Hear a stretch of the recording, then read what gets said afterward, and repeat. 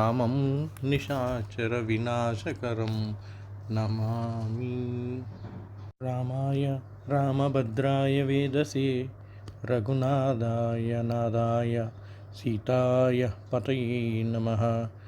శ్రీరామ రామ రామేతి రమే రామే మనోరమే సహస్రనామ తత్తుల్యం రామనామవరాననే.